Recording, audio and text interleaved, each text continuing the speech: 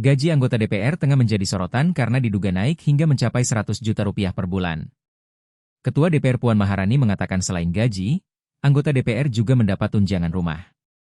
Besaran tunjangan rumah yakni 50 juta rupiah sebulan. Puan mengatakan anggota DPR memang mendapatkan kompensasi berupa uang rumah. Namun hal tersebut karena mereka sudah tak lagi mendapatkan fasilitas rumah jabatan. Anggota DPR menerima gaji dan tunjangan setiap bulan.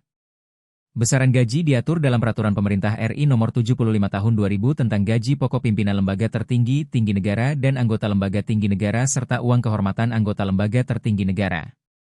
Sementara itu, untuk tunjangan rumah sebesar 50 juta rupiah. Sekretaris Jenderal DPR Indra Iskandar menyebut anggota DPR periode 2024 hingga 2029 mendapatkan tunjangan rumah hingga 50 juta rupiah karena tidak mendapatkan fasilitas rumah jabatan yang berada di Kalibata yang dinilai kondisi umum fisiknya tidak layak. Tak hanya itu, anggota DPR juga mendapatkan uang perjalanan dinas. Ketentuan itu diatur dalam Peraturan Sekretaris Jenderal DPR RI Nomor 1 Tahun 2024 tentang Perjalanan Dinas Sekretariat Jenderal DPR RI. Namun, Blade itu tidak mencantumkan nominal uang perjalanan dinas secara eksplisit. Pasal 22 hanya menyebutkan ada 6 komponen biaya perjalanan dinas dalam negeri: uang harian, biaya transportasi, biaya penginapan, uang representasi, sewa kendaraan dalam kota, dan biaya untuk menjemput atau mengantar jenazah.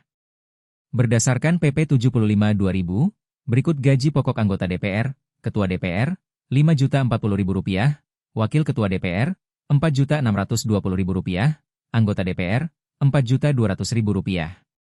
Sementara itu, tunjangan anggota DPR diatur dalam Surat Menteri Keuangan Nomor S520 MK 02/2015 dan Surat Edaran Sekjen DPR RI Nomor Q009414 DPR RI 12/2010.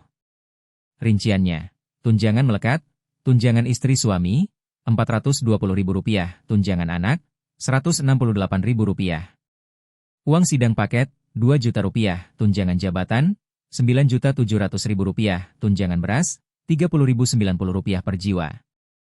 Tunjangan PPh Pasal 21, Rp2.699.813.